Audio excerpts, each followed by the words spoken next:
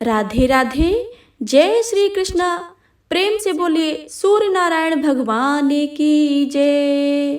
हे प्रिय भक्तों, आज माघ मास रविवार के दिन आप सभी सुनेंगे सूर्य नारायण भगवान की बहुत ही दुर्लभ एवं पावन व्रत कथा।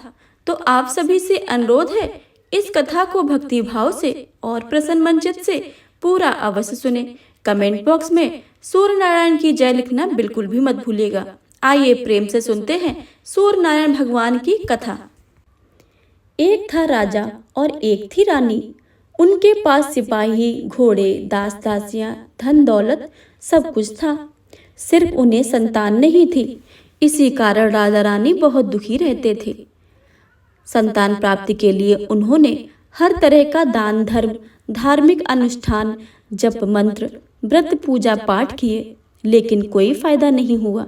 अब राजा रानी दोनों ही बुढ़ापे की ओर बढ़ते गए। बुढ़ापे की ओर बढ़ते हुए तो क्या है कि दोनों गहन सोच में पड़ गए। अब हमारे इतने बड़े राज्य का क्या होगा और कौन बनेगा इस राज्य का वारिस, कौन लेगा प्रजा की जिम्मेदारी। राजा रानी दिन रात इसी चिंता में घुलने लगे। उन्होंने खाने पीने की सुध नहीं रहती थी। तो एक सुबह होता क्या है, राजा के दरबार में एक साधु आता है तो दासी रानी को इत्तला कर देती हैं।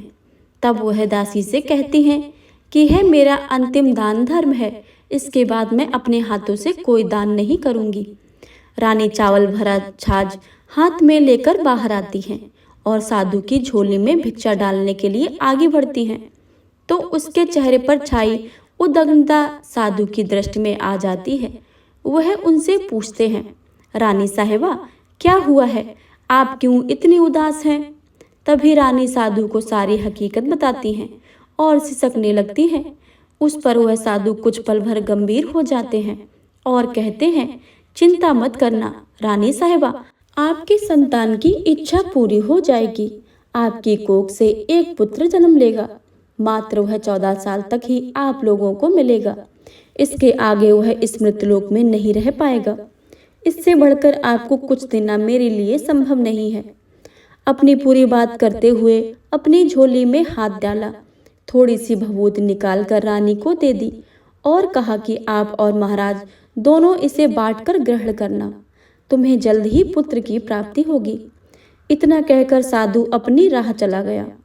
उसके जाने के बाद रानी सोचने लगी, 14 साल तो 14 साल ही हैं, उतने समय के लिए हमें पुत्र मिलेगा, यही काफ़ी है। उतने साल तक मैं उसे जी जान से बड़ा ही प्यार करूंगी, उसे ढेर सारा लाड़ दुलार करूंगी, अपनी संतान की मुराद पूरी करूंगी। उस रात अपना सारा राजकाज खत्म करके राजा जब रानी के महल में गए तो रानी ने क्या किया कि राजा को सारी बातें और साधु की दी हुई भभूत राजा को दिखाकर बोली, साधु महाराज ने यह भभूत हम दोनों को ग्रहण करने के लिए कहा है। राजा बोले, इतना दान धर्म किया है, जब तब किया है, कोई फल नहीं मिला है। अब इस भभूति से हमें संतान प्राप्त होगी क्या। उस पर रानी बोली, जब इतना सब कुछ किया है तो यह भी सही। काम ख्वाह होकर उस साधु के क्रोध को क्यों बुलवा दें। राजा को अब किसी पर विश्वास नहीं था, लेकिन पत्नी को दुखी ना पहुंचे इसलिए वह राजी हो गए।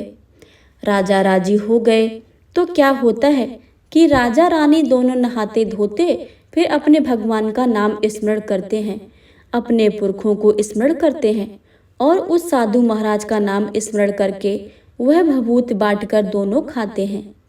उसके बाद दोनों निश्चिंत होकर सो जाते हैं। तो कुछ दिन गुजर जाते हैं और साधु द्वारा कहे अनुसार रानी गर्भवती हो जाती है। उस पर राजा रानी दोनों की खुशियों में गगन नहीं समाते। राजा रानी से बोले, महारानी सचमुच साधु महाराज की कृपा हो गई है। तो 9 महीने 9 दिन और 9 घंटे पूरे होकर रानी ने एक सुंदर गोरे चिट्टे पुत्र को जन्म दिया। राजा ने बड़ी धूमधाम से पुत्र का नामकरण किया। सारे राज्य में 8 दिन तक अन्न सप्त पर रखा गया, उत्सव मनाया गया। अब कुपुत्र की कुंडली देखने के लिए राज्य के सबसे विद्वान पंडित जी को बुलाया। तो कुंडली देखकर पंडित जी बड़े ही चिंतित हो गए। कहने लगे, महाराज हमारा राजपुत्र सिर्फ 14 वर्ष तक के लिए हमारे पास रहेगा। राजा को इस बात की भनक भी थी। रानी को भी साधु महाराज की बात याद थी। दोनों चुप रह जाते हैं। उसके बाद राजा और रानी बड़े लाड प्यार से बेटे की परवरिश करते हैं। उसकी हर ख्वाहिश को पूरा करते हैं। थोड़े समय के लिए ही सही, भगवान ने संतान की अपनी मुराद पूरी कर दी है। इससे वे समाधान मानते हैं। राजपुत्र दिन ही दिन बड़ा होता गया।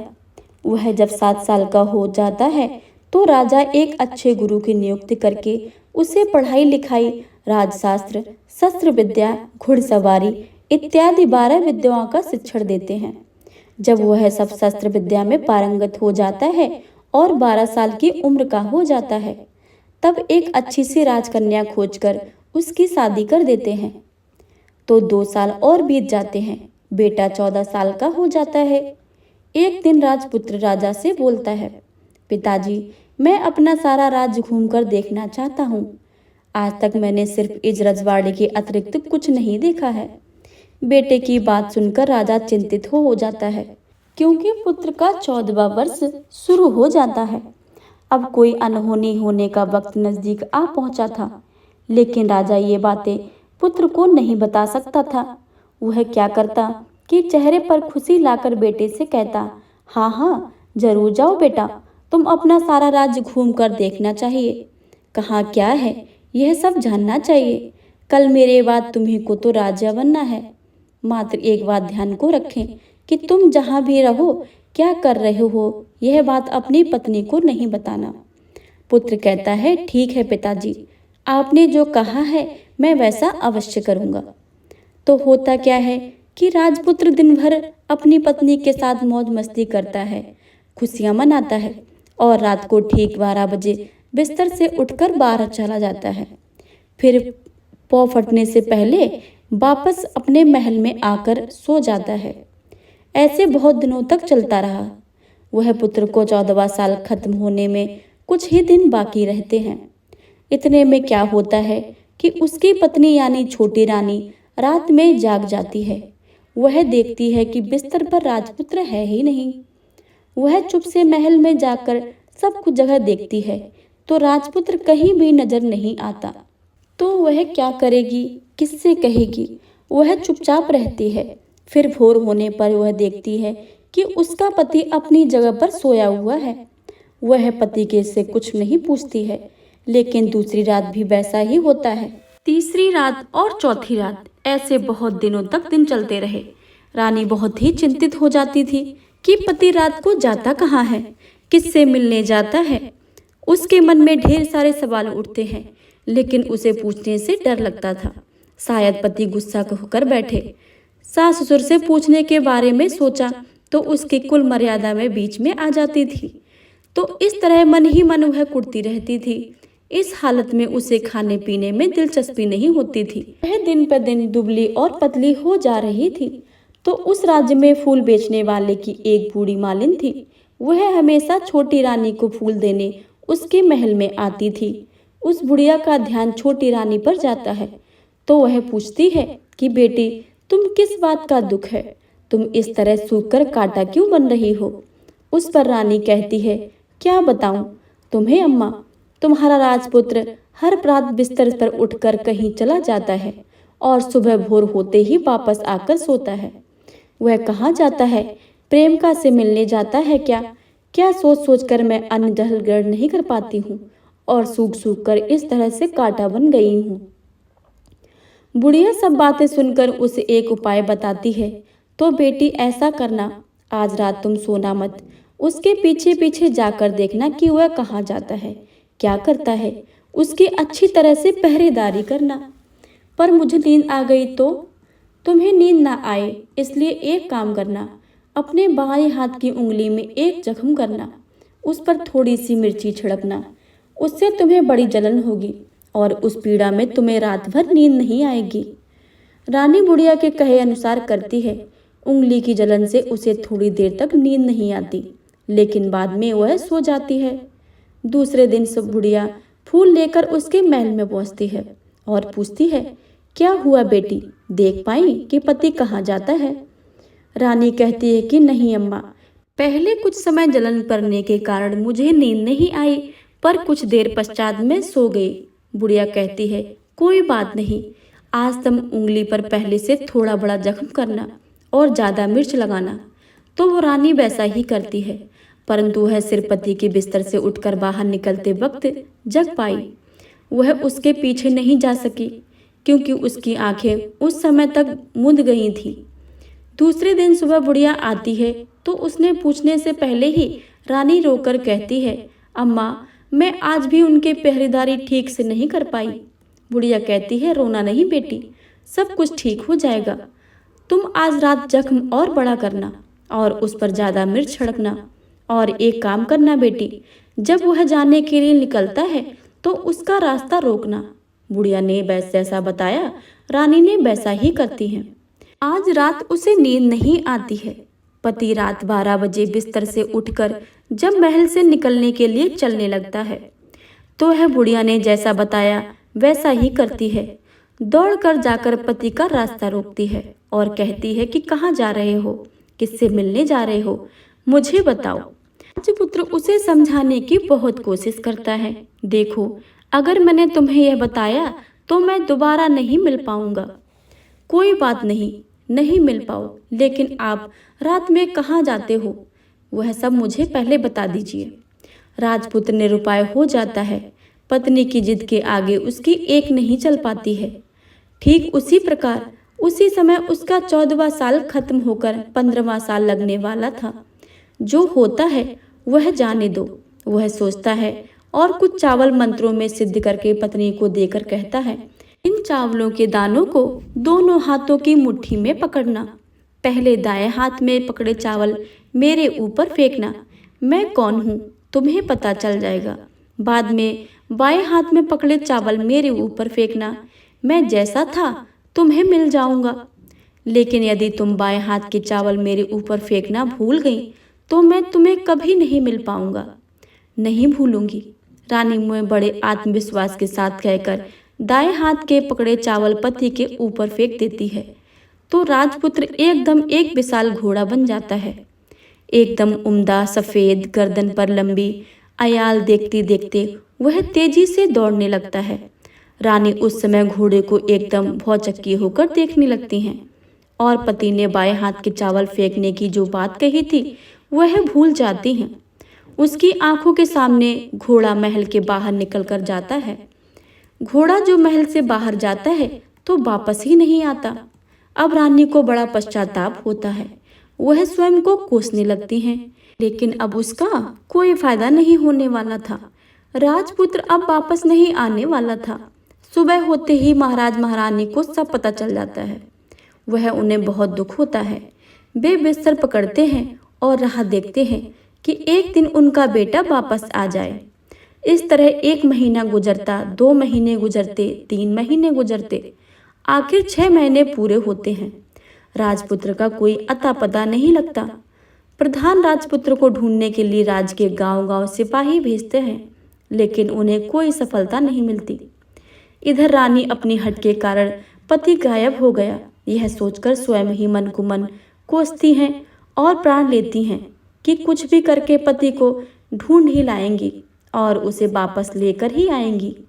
एक दिन वह सुबह उठकर सासुर के महल में जाती हैं और कहती हैं कि मैं अपने पति की खोज में जा रही हूँ। महाराज महारानी को और क्या चाहिए था, कुछ भी करके उनका बेटा वापस मिलना चाहिए था।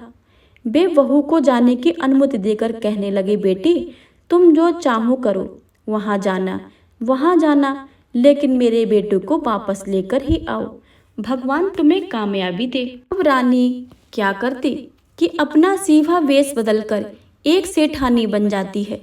कुछ दास दासियों को, कुछ नौकरों को साथ में लिया, कुछ सामान साथ में लिया और राज्य की सीमा पर जाकर वहां एक भोजनालय खोल लिया। अब आने वाले सब यात्रियों को खाना मुफ्त में देने लगी। मात्र एक शर्त रखी कि खाने वालों को उसकी दिखाई कोई अजीब चीज उसकी मालकिन को यानी राजकन्या को बतानी पड़ेगी। तो वहां आने वाले हर नागरिक अपनी तरफ से मैंने यह देखा है कहकर वहां से मुफ्त खाना खाकर जाता था। परंतु रानी को जो बात चाहिए थी वह अभी तक नहीं मिली थी। ऐसे ही कुछ दिन बीत गए तो इधर क्या होता है कि रानी के महल फूल लेकर जाने वाली बुढ़िया से एक बेटा और एक बहू थे।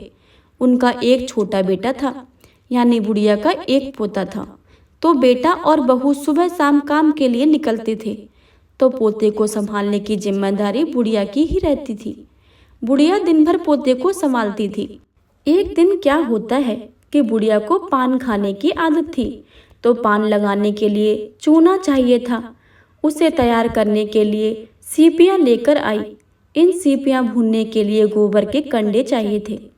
कंडे इकट्ठा करने के लिए वह बांस की टोकरी लेकर चरवाहे के मैदान में गई। वहाँ बहुत सारे कंडे थे।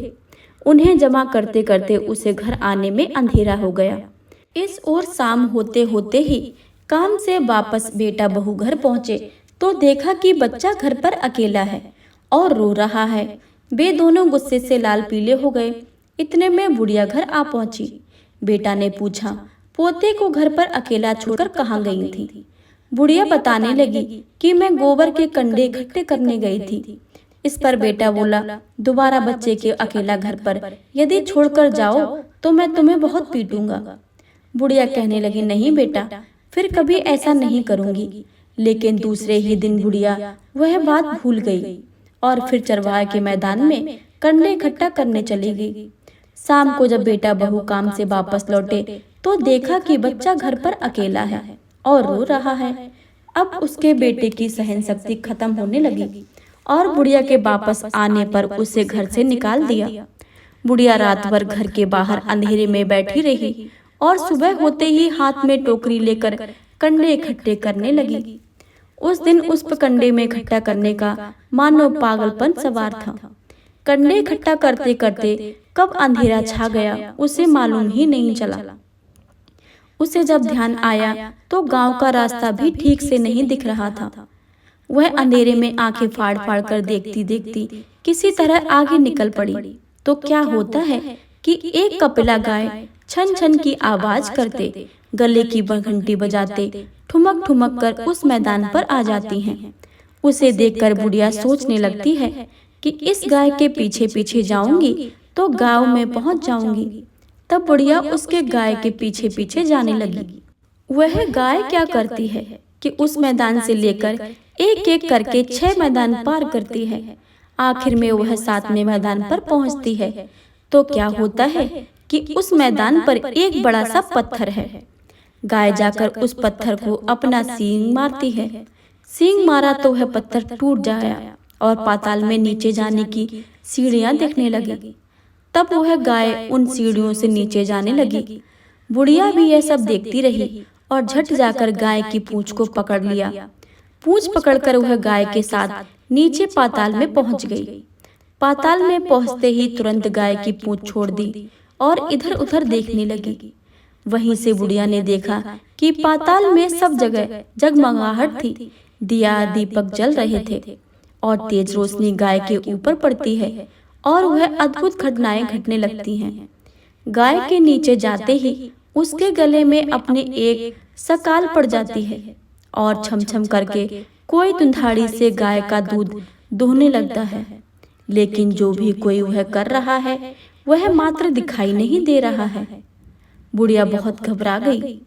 कहाँ आकर फंस गई हूँ, यह सोचने लगी और वहां छिप जाने के लिए जगह ढूंढने लगी।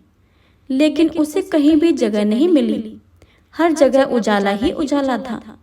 तो वह एक कोने में खड़ी रहकर और सब कुछ सामने हो रहा था वह चुपचाप देखने लगी। कुछ पल के बाद वह झट से एक उम्दा सफेद घोड़ा आया। वहां 2 कुंड थे। उसमें से एक कुंड में उस घोड़े ने छलांग लगाई और ऊपर आ गया। अब उसे राजपुत्र का रूप प्राप्त हो गया। राजपुत्र बनने के बाद उसने दूसरे कुंड में पानी में स्नान किया। वहां रखे नए कपड़े पहने। नजदीक ही एक सुंदर पलंग था, उस पर आकर बैठ गया। उसके सामने अपने आप 5 पकवानों की थाली आ गई। दूध की एक प्याली आ गई। पान सुपारी आ गया। उसके सामने एक दिया जलता रहा। राजपुत्र ने खाना खाया, दूध पिया, पान सुपारी खाया और बिस्तर पर लेट जाने से पहले सूर्यदेव का स्मरण करके अपने सलते दिए से पूछा, दिए दिए दीपंकर, मेरा माता पिता क्या कर रहे हैं? दिया बताने लगा, बेटे की शोक में डूबे हैं। राज्य कौन संभाल रहा है? राज्य प्रधान संभालता है।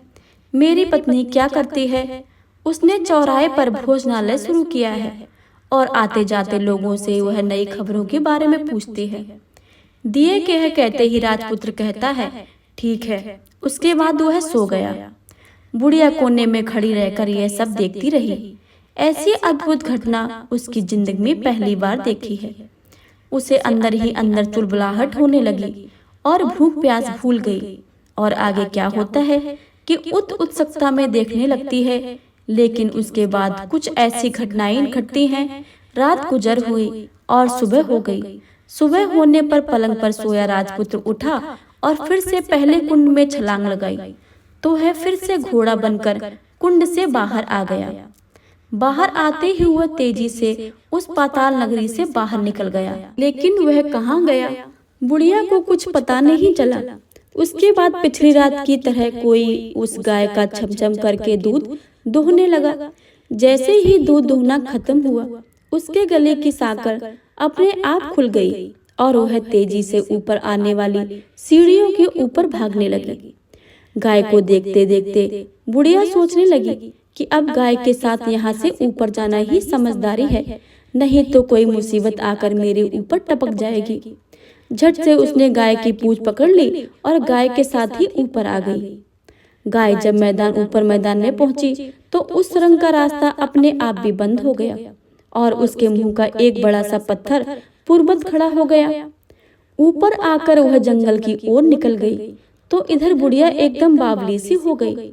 उसने पाताल नगरी में जो कुछ देखा वह जल्द से जल्द किसी को बताने के लिए उतावली हो उठी। उसे एकदम याद आया कि नगर की सीमा पर कोई औरत भोजनालय चलाती है और नई बात बताने वाले को अच्छा खाना पीना मुफ्त में देती है। वह सोचने लगी, क्यों ना मैं यह बात उस औरत को जाकर बताऊं। यदि उसे यह बात पसंद आई तो बाकी जीवन खाने पाने की झंझट से मुक्ति मिल जाएगी। बुढ़िया ने मन में तय किया और तुरंत उस भोजनालय के द्वार पर टंगे नांगरारे के सामने खड़ी हो गई और जोर जोर से नगाड़ा बजाना शुरू कर दिया। नगाड़े की इस तरह सुनकर मालकिन यानी छोटी रानी मन में प्रसन्न हो जाती हैं कि शायद कोई बड़ी बात लेकर यहाँ आया है। रानी सिपाहियों को आदेश देती हैं, जाइए और जो कोई आया है उसकी अच्छी खातिरदारी कीजिए। आदेश पाते ही सिपाही नीचे दौड़ गए तो एक बुढ़िया नगाड़ा बजा रही थी। उन्होंने पूछा, क्यों रे बुढ़िया, क्या हुआ, क्यों नगाड़ा बजा रही है? बुढ़िया बोली, कुछ नहीं बेटा, यह खाना मिलता है ना, इसलिए आई हूँ। खाना चाहिए, मिलेगा, लेकिन तुझे कोई नई बात बतानी पड़ेगी। हाँ बताऊंगी, एक बात मालूम है मुझे। इस पर सिपाही उसे अंदर लेकर अपने मालकिन का आदेश था कि कोई बूढ़ा बुजुर्ग वहाँ आए, उनके साथ अच्छी तरह पेश आना है, उनका अच्छा आदर आतिथ्य करना है। तो सिपाहियों ने इस बुढ़िया का भरपूर आदर आतिथ्य किया। उसे बड़ी सी थाली भरकर व्यंजन परोसते हैं।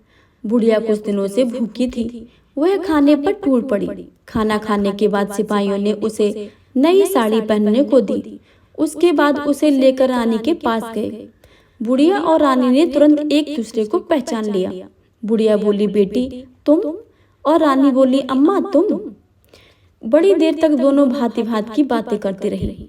आखिर कुंवारिन बुढ़िया से कहने लगी, अम्मा अब बताओ, तुमने क्या बात नहीं देखी है? नई बात? मैंने कोई नई बात नहीं देखी है। वह तो मेरे पास तुम्हारे देने के लिए खाने के पैसे नहीं थे, इसलिए मैंने झूठ बोला और नगाड़ा बजाया। रानी ने कहा, अम्मा घबराना नहीं, मैं किसी को तुम्हारा नाम नहीं बताऊंगी। फिर भी बुढ़िया ने मैंने क्या देखा है, कब देखा है करके आनाकानी करने लगी। इस पर कुंवारिन ने उसने कहा, देखो अम्मा, यदि तुमने मुझे यह बात नहीं बताई तो जिंदगी भर तुम्हारी देखभाल करूंगी, तुम्हें रानी माता की तरह रखूंगी। अब बुढ़िया बताने को तैयार हो गई। उसने जो उस चरवाहा वाले मैदान पर देखा था वह सब कुछ रानी को बता दिया। बुढ़िया की बातें सुनकर रानी को यकीन हो गया कि वह राजपुत्र उसी का पति है। वह तुरंत बुढ़िया से कहने लगी, अम्मा मुझे उस जगह पर ले चलो। नहीं बेटी, वह पाताल राज्य है, सांप है, यदि किसी ने तुम्हें देख लिया तो तुम्हारी जान खतरे में पड़ सकती है। लेकिन रानी उसकी एक ना सुनती, उसे उसी जगह ले जाने के लिए हट करने लगी। आखिर में बुढ़िया ने उसका कहा मान लिया और कहने लगी, ठीक है, मैं तुम्हें वहां लेकर चलती हूँ, पर आज नहीं कल। वहां जाना है तो शाम को ही जाना होगा। तो दूसरे दिन दोपहर को रानी बुढ़िया के साथ उस मैदान पर गई और एक जगह छुपकर गाय के आने की राह देखने लगी। दिन ढलते ही अंधेरा घिरने लगा और गाय हमेशा की तरह वहां आ गई। मैदान के उस कोने से जाकर उसने पत्थर पर सींग मारा तो झट से पत्थर हटकर वहां सुरंग में जाने का रास्ता खुल गया। गाय उसे रास्ता से नीचे उतरने लगी तो बुढ़िया रानी से कहती है, जल्दी जल्दी आगे बढ़ो बिटिया, हम गाय की पूंछ पकड़कर नीचे उतरेंगे। तो दोनों गाय की पूंछ पकड़कर नीचे उतर गईं। बुढ़िया पहले जिस कोने में छिपी थी उस कोने में छिप गई। अब नीचे सब कुछ पहले जैसे घटित हो रहा था। गाय के गले में अपने आप साकड़ पड़ गई और अदृश्य रूप में उसका दूध दूहने लगा। एक सफेद उम्दा घोड़े ने आकर एक कुंड में छलांग लगाई तो राजपुत्र के रूप में ऊपर आया। वह राजपुत्र दूसरे कुंड में नहाने लगा।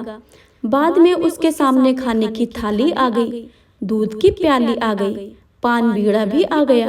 राजपुत्र सब ग्रहण करके सोने के लिए पलंग पर गया तो सोने से पहले सूर्य देव का स्मरण करने कर दिए से पूछने लगा, दिए दिए दीपांकर, मेरे माता पिता क्या कर रहे हैं? तो दिया कुछ जवाब नहीं देता, बल्कि वह बुझने लगता है। तब राजपुत्र का कुछ अघटित हुआ, इसका संदेह हुआ। वह उदास हो गया और जो कुछ हुआ है वह जाने दो, ऐसा सोचकर सोने के लिए बिस्तर पर लेट गया। अब रानी का संयम छूट गया। वह दौड़कर पति के पास गई और उसके पैर पकड़ने के लिए आगे बढ़ने लगी। राजपुत्र तुरंत ही पत्नी को पहचान गया। वह झट से पीछे हट गया और चिल्लाने लगा, नहीं नहीं, मुझे मत छूना, सर्वनाश हो जाएगा। रानी दोनों हाथ जोड़कर पति से अपनी भूल स्वीकार करने लगी। स्वामी, मुझसे भूल हो गई है। मुझे आपसे नहीं पूछना चाहिए था कि आप रात को कहाँ जाते हो। मैं अपनी भूल स्वीकार करती हूँ। मुझे मेरी भूल की सजा मिल गई है। अब आप घर चलें।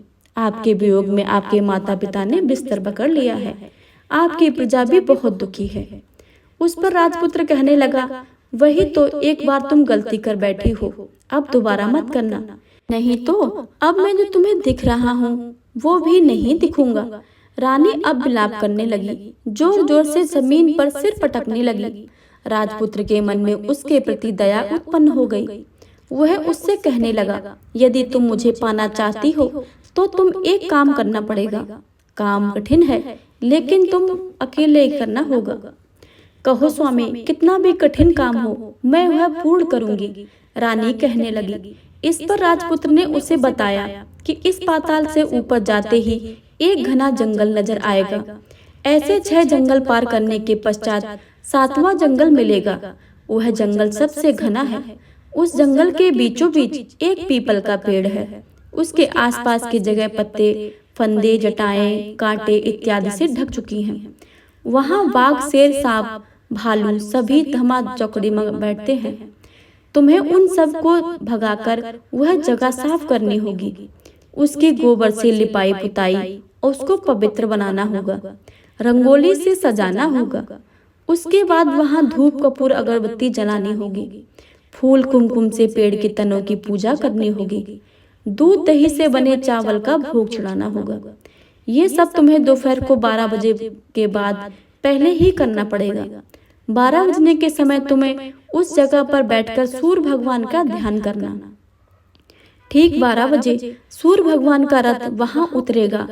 वे सब वहां देखकर खुश हो जाएंगे और कहेंगे कि जिस किसी ने यह सब किया है उसे मैं मन चाहा फल दूंगा।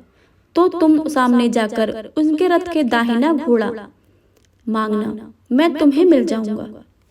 इतनी बात कहकर राजपुत्र अपने पलंग पर सो गया और छोटी रानी भोर होने की राह देखने लगी। भोर होते ही वह बुढ़िया के साथ गाय की पूंछ पकड़कर ऊपर आ गई ऊपर आने के बाद वह बुढ़िया से कहने लगी, अम्मा अब मैं अकेली ही आगे जाऊंगी, तुम भोजनालय वापस जाओ। वह जंगल में जाकर राजपुत्र की बताई जगह ढूंढने लगी और स्वयं आरी से वह सब जगह साफ करने लगी। बाद में राजपुत्र ने जैसे बताया वैसी लिपाई पुताई करके वापस आ गई। दूसरे दिन पौ फटने से पहले उठी और जंगल में उस जगह पहुंची। वहां जाकर इत्र गुलाब का पानी छिड़क कर वह जगह सुगंधित की, धूप अगरबत्ती जलाकर उसे पवित्र किया और पूजा की सब सामग्री वहां तैयार रखकर सूर्य भगवान का ध्यान करने बैठ गई। जैसे ही पति ने बताया कि दोपहर को ठीक 12 बजे सूर्य भगवान का रथ उस पीपल के पेड़ पर आकर रुकेगा। सूर्य भगवान ने जब रथ से नीचे देखा तो सुगंधित वातावरण देखकर वे बहुत प्रसन्न हो गए। फिर वे बोले, जिस किसी ने यह काम किया है यह आकर मुझसे कोई वरदान मांग ले और मैं उसे दे दूंगा। रानी ने जब यह शब्द सुनते ही वह तो बिना समय गवाए दौड़कर उनके सामने आ गई और उनको साष्टांग नमस्कार करके बोली, भगवान वह मैं वही हूँ, मैंने ही इस जगह को साफ किया है। अच्छा तो तुम जो चाहिए वह मांगो। भगवान मुझे आपके रथ का दाहिना घोड़ा चाहिए।